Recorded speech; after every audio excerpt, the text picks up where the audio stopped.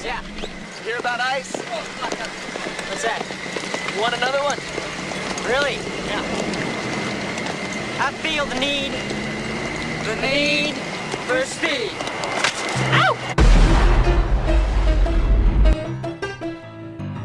Welcome to the Make Movies Great Again podcast, the only show in the universe with the sole mission of destroying cynicism at the box office. Here are your hosts, Matt, Adam, and Sean.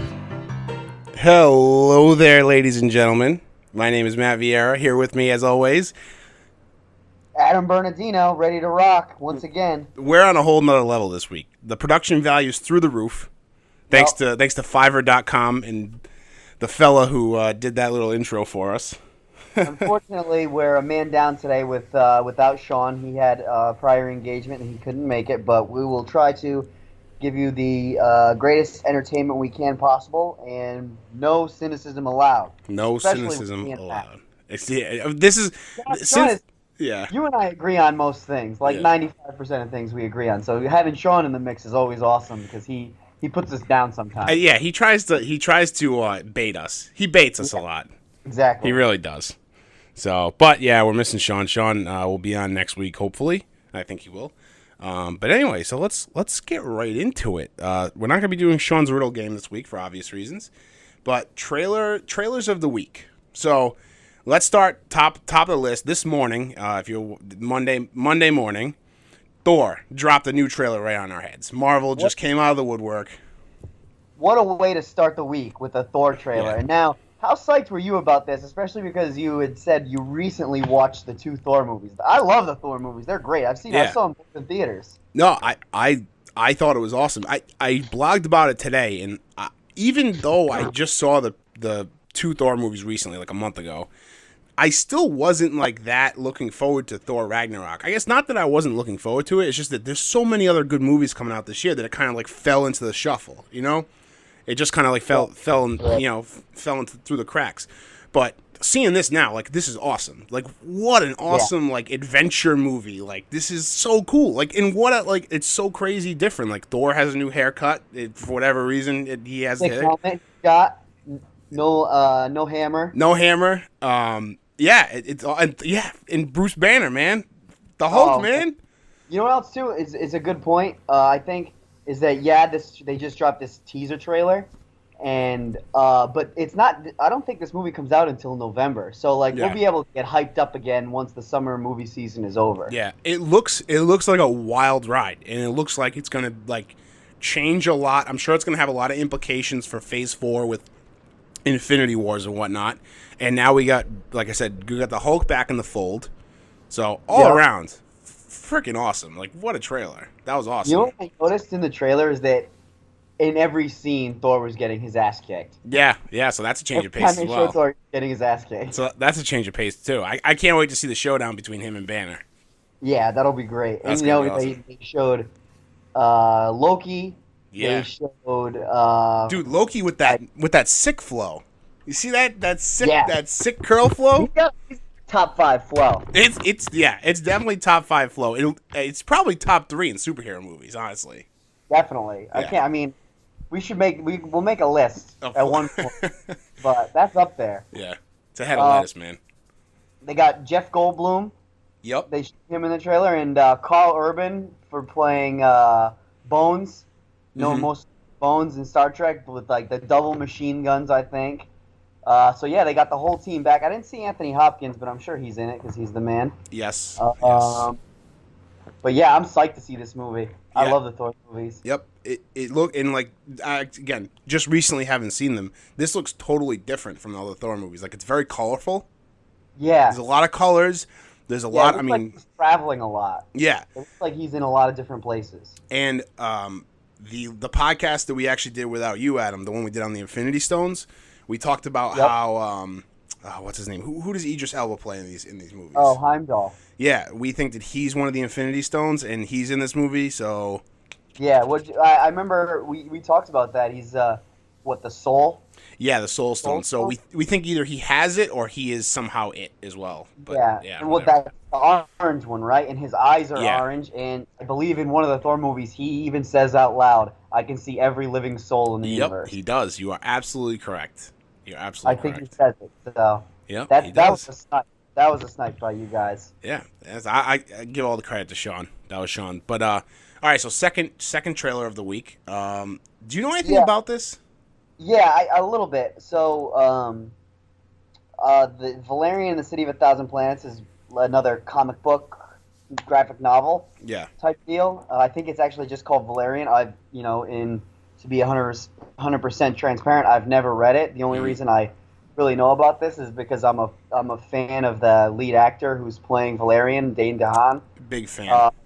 From Chronicle, from his days in Chronicle, he played Harry Osborn. Also, he was in Place Beyond the Pines, which is one of my favorite movies ever. Probably my second favorite movie ever. And so I was psyched to see this trailer, and like visually, it looks amazing. It looks like the production value and all the special effects looks so cool. It's done by the same director as The Fifth Element, I believe. So Luke Besson, I think his name was. Yes, yeah, so, yeah. If you go back to his movie history, you'll see a lot of like visually stunning flicks.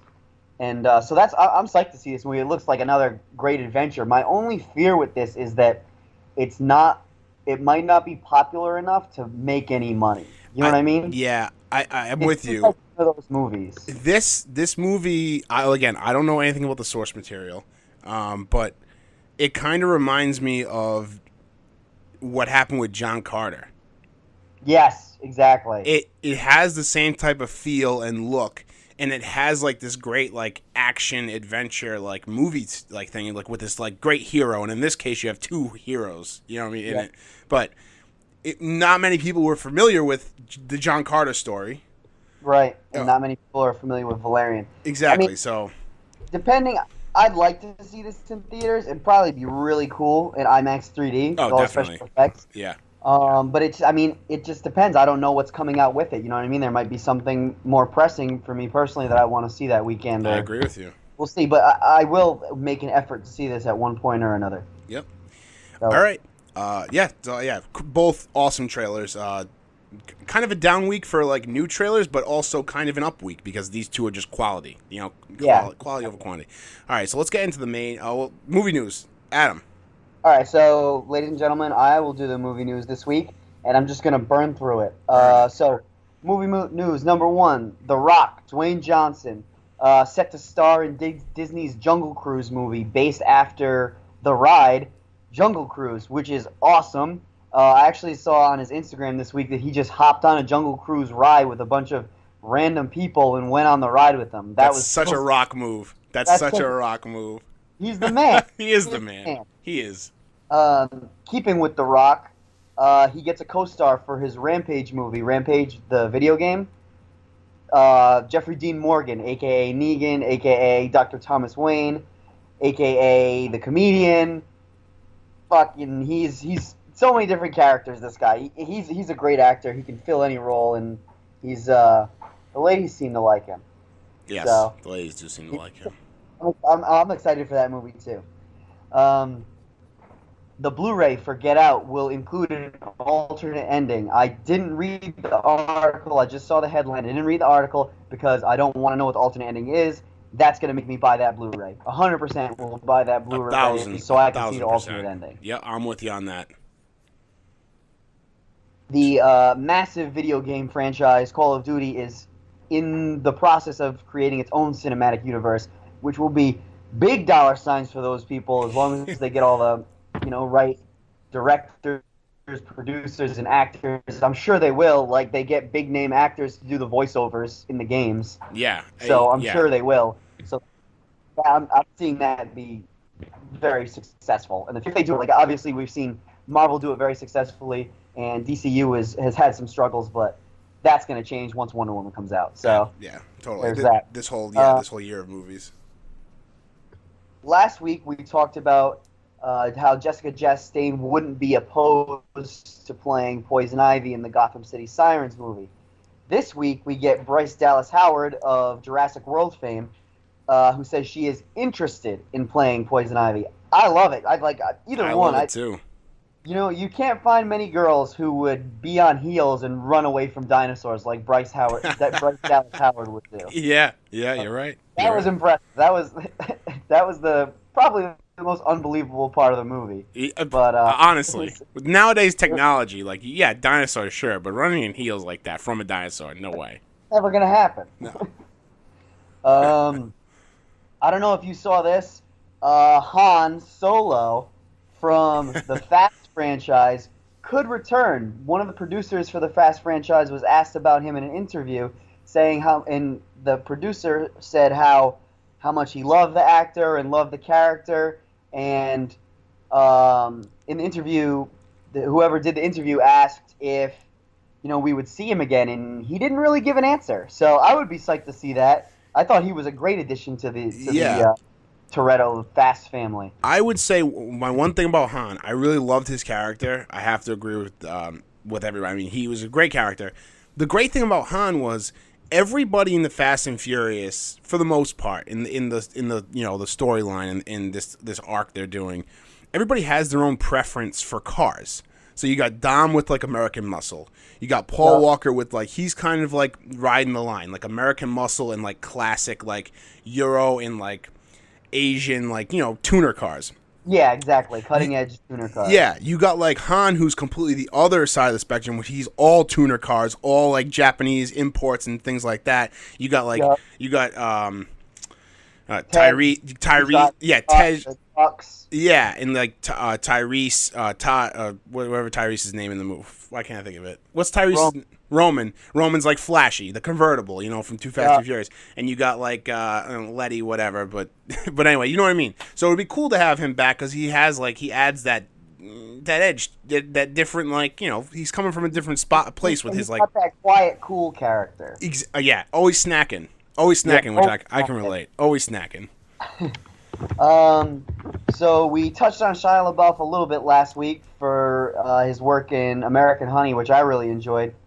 And apparently his movie Man Down sold exactly one ticket in the UK release, which doesn't well. What happened? Like, I feel like this is like a headline, you know what I mean, to like sort of trash him because it was only in one theater in the whole. Yeah, it's very misleading. That's very misleading. Yeah, I feel like it's very misleading and it's grabbing headlines. I like Shia LaBeouf. I'll probably catch this when it comes out on HBO or something. It looked really like he's doing very intense roles, and this role looked very intense. The whole movie looked very intense. Yeah, and also I don't know if you knew this. He is coming out in a new movie starring his John McEnroe. I don't know if there's a more perfect casting for Shia LaBeouf than John McEnroe. That is awesome. That is really cool. I actually think I heard it, but I forgot it until this very moment. That's amazing. Yeah, we might have touched on it before, but yeah, he's a maniac. This guy. He is, yeah. And hopefully, I'm gonna see that whatever it is. I'm trying to look up. Oh, Borg and McEnroe. So John McEnroe's big time tennis feud with Bjorn Borg. Who plays Borg? I think it's some French actor. Okay. I'm probably. Oh no, I didn't know if it was someone like that like we would know like offhand. If I tried to pronounce his name, it would be wrong. Yeah. So. Yeah. Last but not least in our movie news, no one knows what this is, but Star Wars is set to have a big swinging dick announcement for its 40th anniversary tomorrow. I don't know what it could be. What do you think it might be? I think it's the trailer for Episode 8. You think so? Oh, yeah, definitely. Yeah, that could be it. I mean, so here's the thing. But the only thing that stops me is they say it's an announcement. Dropping a trailer is not really an announcement, Yeah. Like they said, announced 30 more movies. Then we will definitely have to look up freeze chambers because I can't stand to possibly be dead one day and there still be new Star Wars movies coming out. Right. Yeah. What Sean said that last week. Yeah. I can't possibly stand that fact. So no, other assholes are going to see Star Wars and I'm not. I won't have it. I'm going to haunt movie theaters from the grave. I will show up to every movie. I'll be the Phantom of the Megaplex. Bury me at an AMC theater. Absolutely. Bury me behind the concession stand.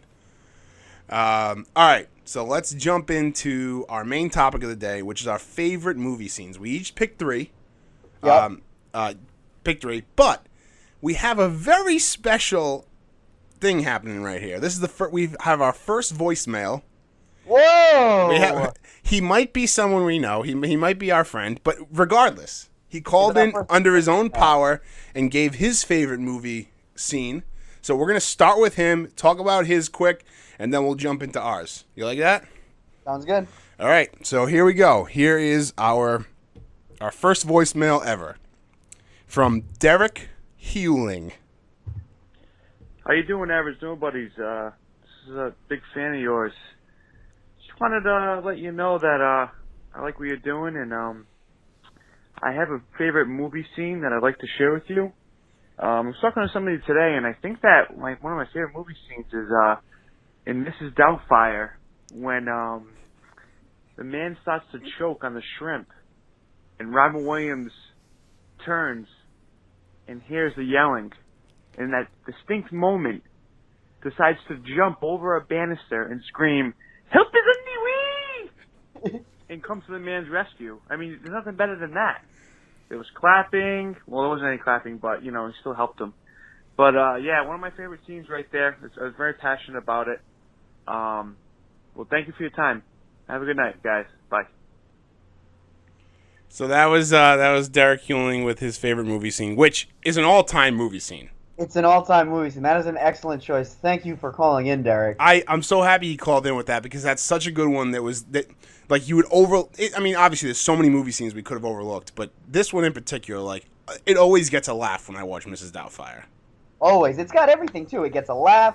He's being a hero. There's, like, moments of suspense. Like, it's a really good scene.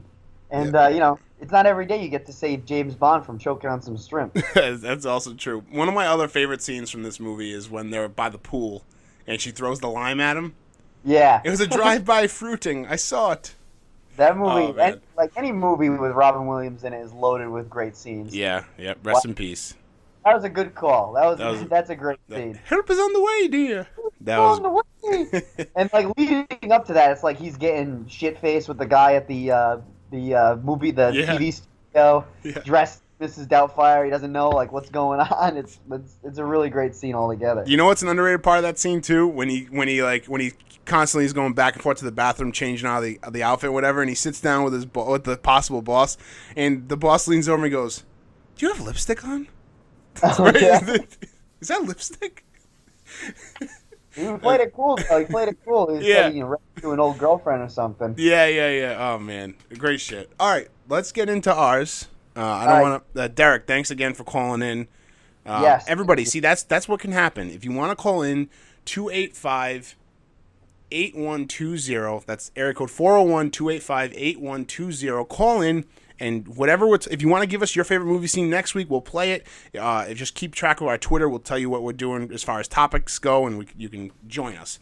But anyway, let's get into it. Let's do let's ping pong this. I'll do one, you'll do one, and we'll go back and forth. Okay, sounds good. So my first, one of my favorite scenes of all times. I really have kind of a soft spot for heavy dialogue scenes. Like, I love a good director too, but the writer who can write really good dialogue. And one of those guys, one of the best at it in the game, Quentin Tarantino. And specifically, Reservoir Dogs. The opening scene to Reservoir Dogs, when they're all sitting at the diner table, and they're talking about tipping. And Steve Buscemi has the hilarious line of tipping for the birds. He's like, maybe if she went above and beyond, maybe I'd throw a little extra, but tipping automatically, that's for the birds. And they all, like, can't believe it, and they're all like... But it also, like, it's funny because it's like, yeah, like, you understand where he's coming from. Like, that's ridiculous. Like, just tipping automatically, that's totally ridiculous. But then you're thinking, like, but you think to yourself, like, but I wouldn't do that. I wouldn't jip a waitress a tip. So it shows, never. Yeah. Even if it's bad service, I'm still giving something. Yeah. Yeah, it's just really well done. It's really well shot, how it's a circular table and the camera's like just moving ever so slowly, and everybody has their input and their kind of like view on the subject. But it's an all-time scene. If you haven't seen Reservoir Dogs, it's a classic. And that's not even being a lot of people will say Reservoir Dogs is a classic. But no, it's a classic movie. It's a really good movie. It's not some artsy fartsy thing. It's it's an action thriller. It's So yeah, watch Reservoir Dogs, especially the opening scene. It's awesome, funny, very funny. All right, so my first favorite movie scene. I like my scenes. This one, I like mine character driven, I guess. So Okay. I like to see an interesting character and like their facial expressions and what they're doing in the scene. Mm-hmm. I like it to be like a lot going on, I guess you could say. Mm-hmm. And one of my favorite movies, The Dark Knight, and one of my favorite characters ever, the Joker, I wanted to pick a scene from this movie, so I tried to figure out which my favorite one was. So I'm thinking, like, okay, when does the Joker interact with Batman? When does the Joker interact with the crime families? When does he interact, and when is he just on his own, or is he interacting with Commissioner Gordon? But then I was like, what about when you find out that the Joker is responsible for pushing Harvey Dent over the edge and creating Two-Face? Yeah. That is an awesome, awesome scene. There's so much going on in that scene because he's pushing his agenda on this man, this broken man, in his own way, and it's like the very subtle genius of the Joker, who claims that he's a guy without a plan, but if you know anything about the Joker in the comic books, he plans almost as much as Batman to get his plan, like to get his, to impose his will on the people of Gotham. And I really love that scene because, he hands him the gun and says, "Why don't you, impose a little chaos of your own," something along those lines. And when I figured out that this is one I wanted to use, the part I knew I had one of my favorites when the opening part of that is when he turns around and he takes off the wig and the and he goes, "Hi," like he's a bad. Yeah. Hi. That's awesome. Yeah, I really like that one. Yep. So what's your next one? So my next one is the Leonardo DiCaprio and Jack Nicholson in The Departed.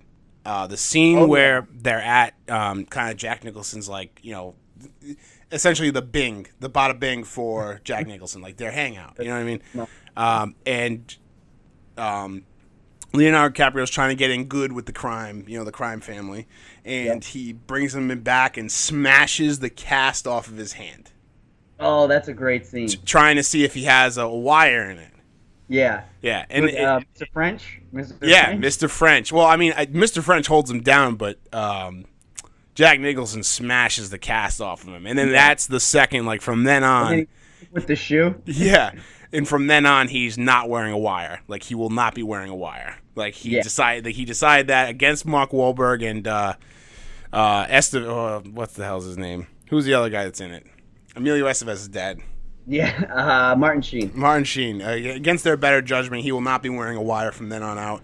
I just love that because it's like it's like a bait and switch, and it's also like that it's gonna fucking hurt this guy, and that it's like it's gonna lead to nothing, but it's still nerve wracking for Leo because he doesn't know what they're gonna. He doesn't know what they're gonna do. I just love there's also a theme in my movies. It's a lot of like wise guy mafia type movies, and those are the type of movies I live for. So yeah, the cast scene from The Departed, the whole Departed movie is an amazing film. But that scene is one of my. You leave watching that movie. You remember that scene probably the most out of the whole movie. That movie is the reason I hate Matt Damon. Because he killed Leo. Totally, absolutely. And then it only got worse when he tried to kill McConaughey in Interstellar. So I just don't like Matt Damon because of that. He's a real cocksucker in the last few movies he's been in, over the last few years. He's been a real cocksucker. All right, what's your next one? Okay, so I changed up my list a little bit. So my next one, and to sort of keep with your little mafia theme here, is I would say that this is my favorite movie. We Own the Night, starring Joaquin Phoenix, Mark Wahlberg, Robert Duvall, Eva Mendes. And this movie is it's awesome. It's dark. It's like it's a very family-driven movie. Have you seen it? I have not seen it. Oh, okay. I'll let you borrow it on Friday. It's really good. You'd like it. This movie sort of flew under the radar, I think, when it came out. But there's one scene. So in the movie, the main character is Joaquin Phoenix, and he runs a nightclub in New York City, and he takes his mother's last name. But what people don't know about him, there's like mafia activity that happens in this nightclub, but he's not involved. He just runs the nightclub, and everybody there likes him, makes a lot of money. But what people don't know about him is that his father is the police chief of New York City, and his brother is like an up-and-coming police officer. Mm-hmm. So he's really caught in between both sides of the law. And events happen where it drags Joaquin Phoenix into the police force to try to get these mafia people that run business out of his nightclub. Okay. And there's a scene where he's going to their hangout, or not their hangout, their like factory to test sample some of the coke that they're manufacturing, and so they pick him up like scary.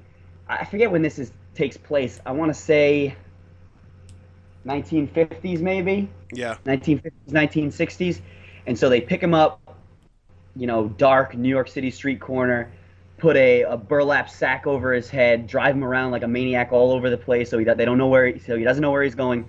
And he goes into this really shady house, and the scene is so suspenseful because like he's trying to keep it cool, and because he's not a police officer, he's just a guy, he's just trying to do the right thing. Yeah. And it's so suspenseful. He goes down these dark corridors, and he's with all these seedy characters from the middle of nowhere, Eastern Europe or Russia or something. It's a really suspenseful scene, and sort of spoiler alert, shit hits the fan, and then people start dying, cops come in, and it's a really crazy scene. It goes from like really suspenseful to like what's gonna happen, and like holy shit, all this is happening. It's a really good scene. I'll let you borrow it for sure. It's been on my list, my long list of movies to watch, and you specifically have told me about it before, and I think Ryan too. I think Ryan was telling me about it. But yeah, I'll have to check that out. It seems like my cup of tea. So definitely is. Yeah, awesome. My last one, and I'm gonna bring up a sound clip for it, and I also have a sound clip for your last one queued up as well. So I hope that's okay. But I'm gonna bring up this sound clip right now. My last scene is from Goodfellas, and I'm just gonna play the clip, and we'll let it speak for itself. I'm sorry, wrong one. This one. Did Tommy ever tell you about my painting? No.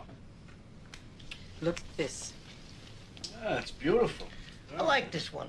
One dog goes one way and the other dog goes the other way. One is going east and the other one is going west. So what? And this guy's saying, what do you want from me? Guy's got a nice head of white hair. Look how beautiful with the dog. It looks the same. Looks like somebody we know. I mean, without the beard. No, it's him. Oh, it's him. Holy. Oh, my.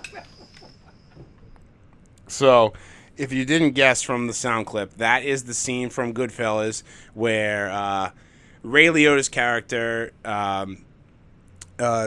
De Niro's character, and Pesci's character go to Pesci's mom's house after they fucking kill that guy at the bar. Yep. And he's in the trunk of the car, and they stop over there to grab a knife so they can cut it. So they can cut they grab the knife so they can cut him up.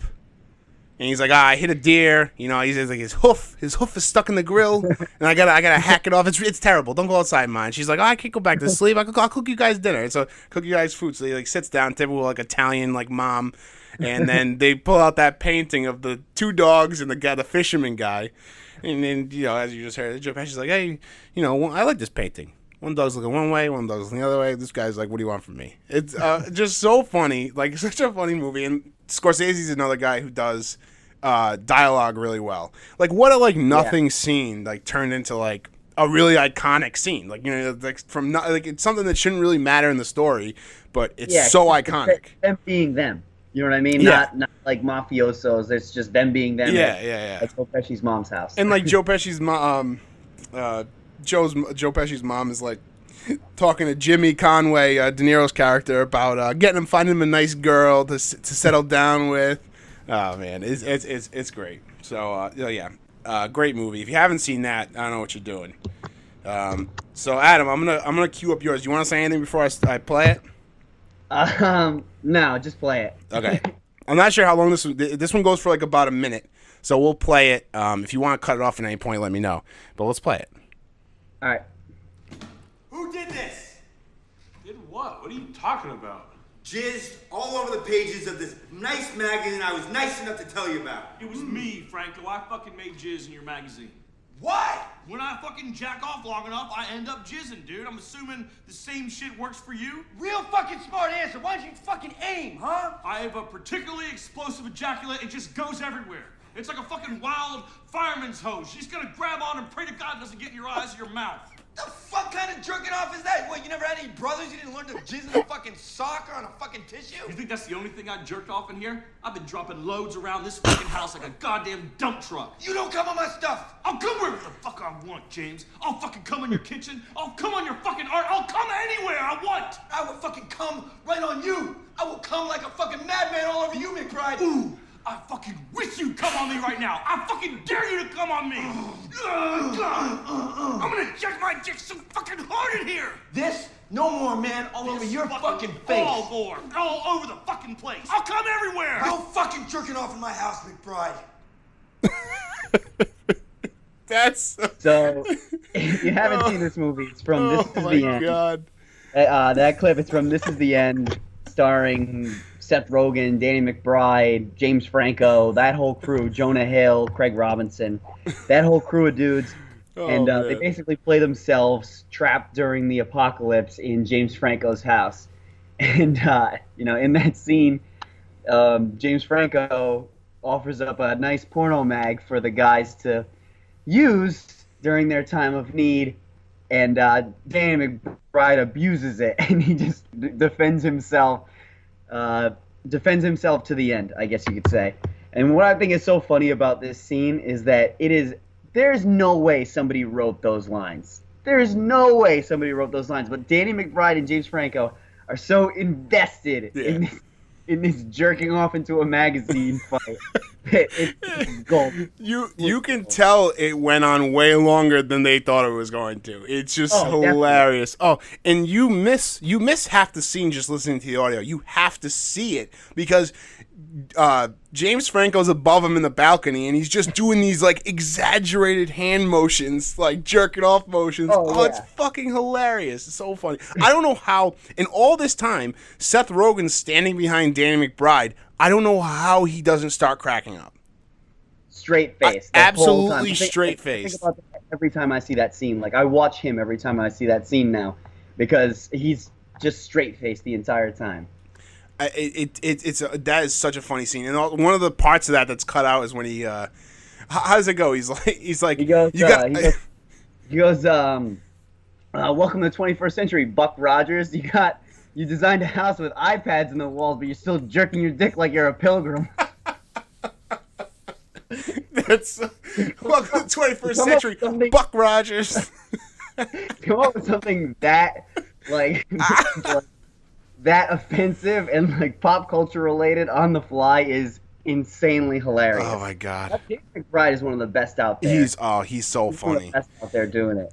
Funny. I don't want to break this thing, but Danny McBride, actually, the movie I just saw in Providence this week, the local movie, he executive produced it.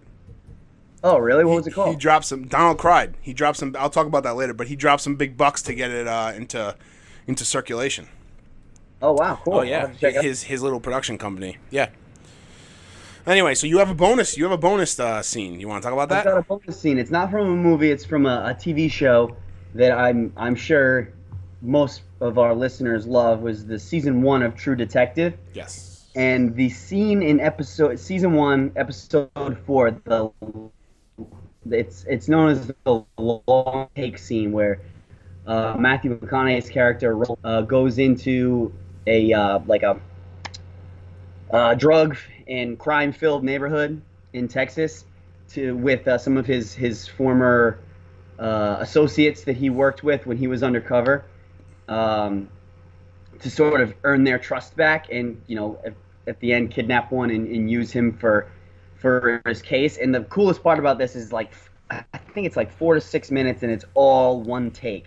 It's all a continuous shot of him robbing these people in their house and trying to keep his gang of maniac bikers together. And then shit hits the fan, and he's got to drag one out of there, go through this neighborhood that's like a friggin' war zone now, with cops and helicopters and drugs and guns and dogs and shit. It's crazy. It's an amazing scene. It's amazing. It's a really good scene. So I just wanted to add that in there. It's not a movie, but it's a great scene. I would have loved to be there for the planning of that. Like how many times they rehearsed it and whatnot. It was so many people needed to be cued, and the camera moved around so quick that nobody that was on set could really be there. Like you had to be behind the camera or you were going to be seen. Right. It was extremely well done. Yeah, extremely well done. Everything was flawless. People coming in and out of the shots. The camera movement to, McConaughey to, somewhere else where you need to see this and that. Yeah. It's I noticed one part of it, like some of even the camera angles, like where they're set up. They at one point, McConaughey and the guy that he's, basically dragging with him are coming around a house, and then they get around the house to get past an open doorway and behind a wall, and you can see them hiding behind the wall, and then behind them you can see people leaving the house with big ass machine guns, like going out to look for them, look to see what's going on. And they can't see each other, but we can see both parties, which is really. They do that really well in that scene. It's awesome. And say what you want about True Detective, but that first season especially was shot beautifully. And that first season was all time. Really, season of television. Really technically impressive. So great bonus scene. Jen and I talk about this from whenever we talk about True Detective, is that season 2, there's no debate that season 2 wasn't as good as season 1. But I would be interested to see how season 2 would have been. Like, when people ask me, like, oh, I might start True Detective, I heard season 1 is really good, but season 2 sucked. I would suggest maybe watch season 2 first, because season 1 sets the bar so high. Yeah. And high. It's like an 8-hour movie. Yeah. No, yeah. You're absolutely right. And also, you think about how ratings of movies would be different if we didn't have the internet. Like if we all lived in a vacuum and you all watched movies on your own and wrote reviews online without reading reviews first. Like how much that would change. So I think that there's something to be said about that. I actually didn't finish the second season. It's not because I didn't like it. It's just that I wasn't really invested in it, and I had some other shit I was watching, so it was just like one of those things. But I did semi-enjoy the first season, even though the payoff wasn't what I wanted. I still enjoyed it for what it was. So all right, let's that'll wrap up movie scenes for this week. Derek, thank you again for calling in. Feel free to do it again. Yeah, feel free to call in again, Derek. And also, anybody else out there, 401-285-8120. Call in now and leave a voicemail and give us your favorite movie scene and explain why it's your favorite movie scene. And we'll play it next week, and we'll do a little recap about what we talked about the week before. Or if you want to, tell us anything about what we were talking about or anything you want to talk about on the podcast, so call us up. Again, 401-285-8120 is the number to call. It's a voicemail service. Nobody's going to answer. It's a voicemail service. Let's get into our recommendations. Let's finish this week off with our movie and book recommendations. Matt, you want to start us off? Yes. I started watching last night. I started watching this anime that I was interested in watching, and I've been putting it off. So the Gundam universe. I don't know. Did you know anything about Gundam? I'm sure I've talked to you about it, like indirectly. Yeah, I'm not a big Gundam guy. Honestly, I'd go as far as saying I know nothing about it. So back in the '90s, the late '90s, this show came on Cartoon Network called Gundam Wing. It was one of the Toonami shows, right? Exactly. It was on Toonami. It came on after school at 4:00, and I wanted to do nothing but watch this show every day at 4:00. And Dragon Ball Z. Of course, and Dragon Ball Z. Okay, let's not get crazy. So Gundam Wing was adapted from the Japanese series just called Gundam. There's like a million. There's really nothing else to compare to it. There's like a million different Gundam series.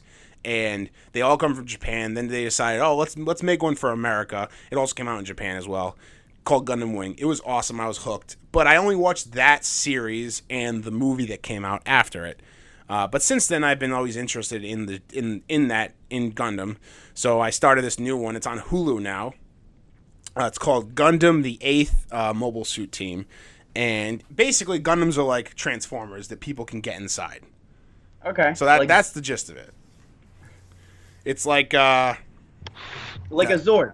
Like a Zord. It's essentially like a one-person Zord. One person can get into it, and in the shows, they're basically tools for military use. They're in space. They're on Earth.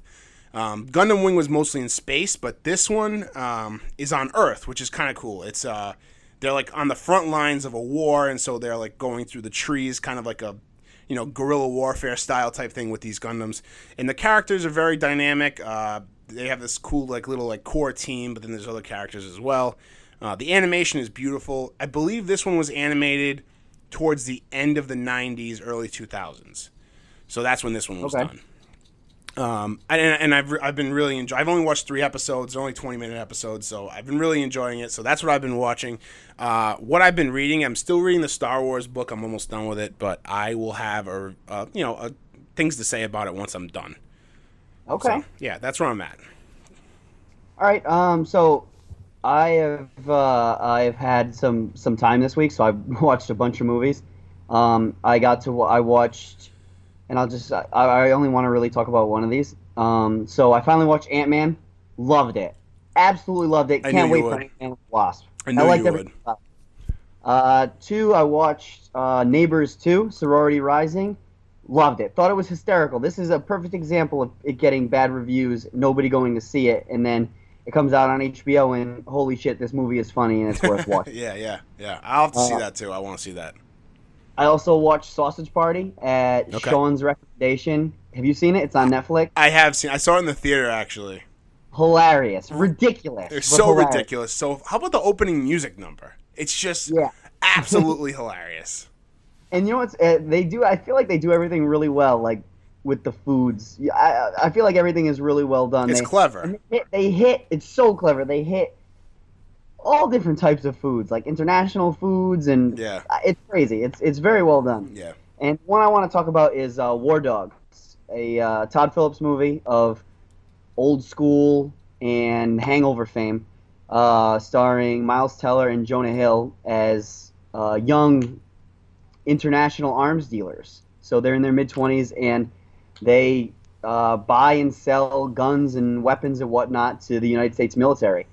And this movie, I thought this movie was good. It's especially because it's based on a true story. Now, that can mean a lot of different things these days, but it was crazy to see 2 20-something-year-olds running selling guns to the military, and they did, and that this shit actually happened, and they made millions of dollars this way. That's crazy. It looked really funny, and it seemed like a really interesting topic too. It was, and it got serious when it needed to be serious. Bradley Cooper was in it. He was great. Was he a villain? Was he like a villain character? Sort of a villain character. But it was a cool character because he did this not funny voice, but the way he talked was funny. And it was like, handsome Bradley Cooper, slick back hair, sharp suit, but he wore these big ass old man glasses that made his eyes look huge. And I thought that was a cool little touch to his character. That's cool. But I'm a Miles Teller fan, but Jonah Hill stole the show in this movie. He was good in this movie. He's the one that comes to Miles Teller is in a really bad place, and he comes to him. Like, they meet up. They were best friends when they were growing up, and Miles Teller is going through some shit, and he needs money, and Jonah Hill's like, well, why don't you come work for me? And you need to learn this day and night so we can work on this together, buy and sell guns together. And the confidence that Jonah Hill's character exudes is just crazy impressive, and he really drives the movie, in my opinion. Okay. So I think to see his performance in it was something, and he had this hilarious laugh that was sort of like It was really funny. I wish you could see my face when I was doing that in this podcast, but that was good. Okay. So I would recommend seeing it, definitely. All right, I might do definitely worth it. And I've been reading a lot too. The but I recently read the newest volume of the Walking Dead series, Volume 27, which is the Whisperer War. And I'm really hoping this happens in the show. I'm sure it will, because that show makes so much goddamn money that they could probably do 20 seasons of it. But yeah, so Volume 27, Whisperer War. Whisperers are a group of people in this apocalypse that wear the skin of walkers and sort of live among them. And their whole thing is how they fight Rick's group and his groups of people is they corral these herds of walkers. They have like thousands of people in their army. So what they'll do is they'll hide among, like there'll only be a couple hundred of them, and they'll hide among this herd of walkers and steer them towards Rick's settlements. You know what I mean? Okay. So they have all these bodies, which is a really interesting test for Rick's group. And Rick is like an old man now. You know what I mean? He in the war with the Saviors, Negan busted his leg so he can barely walk. He's got the one hand. He's all screwed up. Does time pass between the Saviors battles and the Whisperers? Yeah, there's a lot of time that passes. So at the end of the Saviors battles, I mean, this is a spoiler for the show, I guess. But I don't know if they'll do it. They changed it. But they beat the Saviors, and they don't kill Negan. They keep him in prison. They make him his prisoner. Okay. Then there's a lot of like internal conflict between the three colonies, like Hilltop, Alexandria, and the Kingdom, and also Rick has people running the Sanctuary from the Saviors. So he's basically top guy. Like, I mean, he has leaders in each place, and he runs Alexandria, but he's like still the top guy. Okay. You know. So it's pretty cool how it's set up now. It's like there's a lot of characters. It's something. Cool. But yeah. And so once I burn, I've got a couple more lined up in my queue this week, and I will finally start Dune. So I'll have a very early, sort of review of Dune. I know I talked about that probably a fucking month ago. But awesome. Yeah. Awesome, man. And this week, for all you comic book fans out there, there's a new Action Comics coming out this week, a new Detective Comics coming out this week, and a new Justice League, and a new Flash. So get out there and read some comics. Support your local comic shops. For me and Adam, it's Newbury Comics. It's not exactly super local, but it's local to where we are, and they're not like a huge chain. No, they've got what we need, and they've always got deals. Yeah. So I mean, yeah. And what I'm saying is, basically, what we're saying is, don't buy on Amazon or eBay. Go out and buy something. Go to your local comic book store. Support your local comic book store. There's probably more than you realize around your area. Absolutely. So also, I'm sure Barnes and Noble sells comics. Oh, you know what I mean? Barnes and Noble. Yeah, Barnes. Yeah, go out and support Barnes. Yeah, totally, man. Question: did All Star Batman 9 come out yet? Not yet. No, I thought I missed. No, you didn't miss it. Trust me, I would have told you. Last week there wasn't much. I think I got the new Star Wars number 30. So yeah, this week is Action, Detective, Justice League America, which is not the regular Justice League one, and The Flash number 20. And then last week you didn't miss anything, I don't think. It was Batman number 20, Steve Rogers number 50. These are the ones I pull. Hawkeye, Justice League regular, and Star Wars 30. No, All-Star Batman is not until... we got a couple more weeks before we get another All-Star Batman, which is unfortunate. What? I think there's probably going to be 10 of them. There's probably only going to be 10 of them because... Well, because you said he's working on something new, right? Yeah. Starting new. Doing, another volume of Witches, and he's doing Batman Metal, so... Yeah. But I mean, to sort of wrap this up, if you're not reading any comic books, get your asses out there. And if you're hesitant about buying a comic book, just get one with the number 1 on it and dive in. And go for it. I mean, I was totally intimidated by comics when I first started reading them. I mean, because there's so many storylines, and honestly, like, even a veteran comic book reader is not going to understand every storyline. But go out, talk to the people at the store. Like, that's the great thing about going out and buying one. Ask someone, like, what they should be reading. Grab a compendium off the shelf. You know what I mean? Yeah. To help you get into comic books. Yeah, grab a graphic novel and start reading there. I mean, anything. So it's a lot more intimidating than it actually is. Just start reading and you'll start putting pieces together.